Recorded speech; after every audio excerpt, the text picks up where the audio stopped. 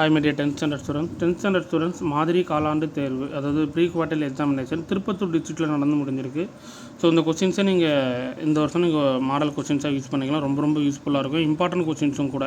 ஏன்னா உங்களுக்கு இந்த வருஷம் புக்கு சிலபஸ் சேஞ்ச் பண்ணியிருக்காங்க. அப்படிங்கும்போது நியூ சிலபஸ்ஸு அப்படிங்கும்போது இந்த கொஸ்டின்ஸை நீங்கள் வித்தவுட் ஆப்ஷனோட ஸ்டடி பண்ணிங்க அப்படின்னா உங்களுக்கு ரொம்ப ரொம்ப யூஸ்ஃபுல்லாக இருக்கும். இந்த வீடியோவை மறக்காமல் உங்கள் ஃப்ரெண்ட்ஸுக்கு ஷேர் பண்ணிக்கோங்க. இம்பார்ட்டன்ட் கொஸ்டின்ஸ் என்னென்னலாம் நீங்கள் படிச்சிருக்கணும் அப்படின்றது எல்லாமே நான் ஆல்ரெடி போட்டுட்டேன், டிஸ்கிரிப்ஷனில் இருக்குது. அண்ட் தென் கிரியேட்டிவ் 1 மார்க் வந்து நான் குயிஸ் கொடுத்துருக்குறேன். அதுவும் நீங்கள் என்ன பண்ணுறீங்க, டிஸ்கிரிப்ஷனில் இருக்குது, குயிஸ் லிங்க்கில் செக் பண்ணிக்கோங்க. இந்த வீடியோவை மறக்காமல் உங்கள் ஃப்ரெண்ட்ஸுக்கு ஷேர் பண்ணிக்கோங்க. டெஃபினட்டாக யூஸ்ஃபுல்லாக இருக்கும். காலாண்டுக்கு முன்னாடி குவார்ட்டர்லி எக்ஸாம்ஸுக்கு முன்னாடி நீங்கள் ரெஃபர் பண்ணும்போது ரொம்ப யூஸ்ஃபுல்லாக இருக்கும். இதில் இருக்கிற கொஸ்டின்ஸ் எதுவுமே ஒமிட் பண்ண வேண்டாம். எல்லா கொஸ்டின்ஸுமே நீங்கள் ரிவைஸ் பண்ணிக்கிட்டால் பெட்டர். ஏன்னா ஒரு டிஸ்ட்ரிக்ட்டில் நடந்து முடிஞ்சிருக்கு. இந்த வருஷம் 2025 நடந்து முடிஞ்சிருக்கு. அப்படிங்கும்போது ஃபுல்லாகவே நீங்கள் படிச்சுக்கலாம். ஓகேங்களா? எல்லாமே ரிப்பீட்டட் கொஸ்டின்ஸ் தான் கேட்டிருக்காங்க. இம்பார்ட்டன்ட் கொஸ்டின்ஸும் கூட கேட்டிருக்காங்க. ஓகேங்களா? ஸோ இதை மறக்காமல் உங்கள் ஃப்ரெண்ட்ஸுக்கு ஷேர் பண்ணிக்கோங்க. இந்த கொஸ்டின்ஸ்லாம் உங்களுக்கு கிளியராக தெரியுமா? எல்லா கொஸ்டின்ஸ் வித்தவுட் ஆப்ஷனோட அட்டன் பண்ணிடுவீங்களா? உங்களுக்கு எப்படி நீங்கள் தமிழில் ப்ரிப்பரேஷன் பண்ணிகிட்ருக்கீங்க அப்படின்றது மறக்காமல் சொல்லுங்கள். ஏன்னா ஃபஸ்ட்டு ஃபுல் போர்ஷன் எழுத போகிறீங்க. டைம் மேனேஜ்மெண்ட் பத்தாது. டைம் வந்து ரொம்ப ரொம்ப முக்கியம். ஸோ கவனமாக எழுதுங்க.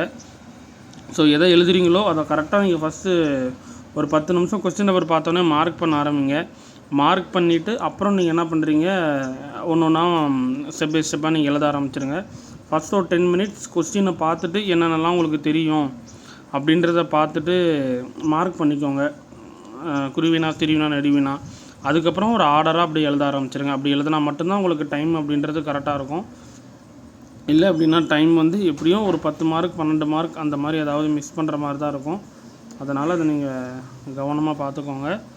ஓகேங்களா? ஏன்னா ஃபஸ்ட்டு ஒரு 60% போர்ஷன் எழுத போகிறீங்க, 100 மார்க்ஸுக்கு எழுத போகிறீங்க அப்படிங்கும்போது டைம் பத்தாது. அதனால் அதை நீங்கள் கவனமாக வச்சுக்கிட்டீங்க அப்படின்னாலே எல்லா கொஸ்டின்ஸும் கொஞ்சம் நீட்டாக அட்டன் பண்ணிடலாம். அதை செக் பண்ணிக்கோங்க. இந்த வீடியோ மறக்காமல் உங்கள் ஃப்ரெண்ட்ஸுக்கு ஷேர் பண்ணுங்கள். சப்ஸ்கிரைப் பண்ணி வச்சுக்கோங்க. தொடர்ச்சியாக வீடியோ நம்ம சேனலில் வந்துக்கிட்டே இருக்கும் அடுத்தடுத்து. ஓகேங்களா? ஓகேப்பா. 10th ஸ்டாண்டர்ட் குவார்ட்டர்லி எக்ஸாமினேஷன் பார்க்க போகிறோம். ஸோ ஃபஸ்ட்டு 60% போர்ஷன்ஸ் எழுத போகிறீங்க. டைம் மேனேஜ்மெண்ட் பத்தாது. டைம் மேனேஜ்மெண்ட் ரொம்ப ரொம்ப முக்கியம். ஃபஸ்ட்டு ஒரு 10 மினிட்ஸ் கொஸ்டின்ஸ் அப்படி பார்த்துட்டு என்னென்ன கொஸ்டின்ஸ்லாம் உங்களுக்கு தெரியும் அப்படின்றத ஃபுல்லாக மார்க் பண்ணிவிட்டு ஸ்டெப் பை ஸ்டெப்பாக எழுத ஆரம்பிங்க.